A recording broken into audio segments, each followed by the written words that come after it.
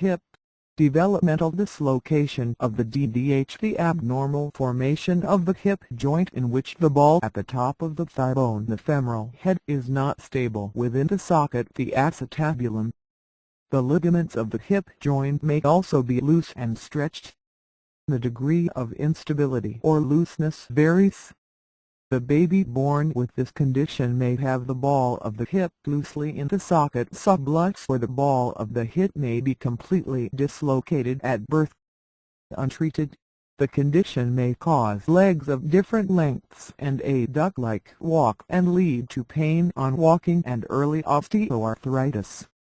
There is a familial tendency.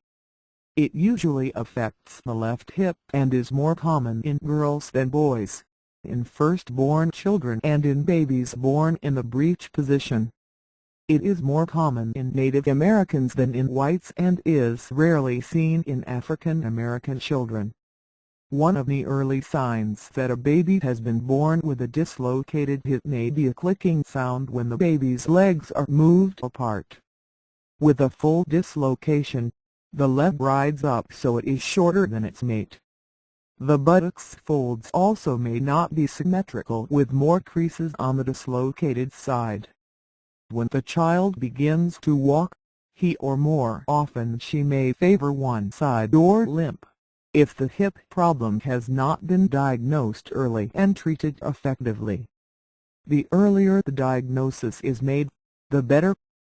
The usual treatment is a device called the tablet harness, which has straps that allow the baby to move about freely while holding the hip in place and preventing movements that would make the condition worse.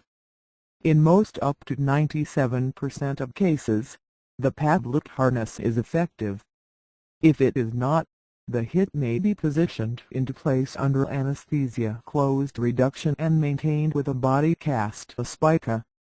Developmental dislocation or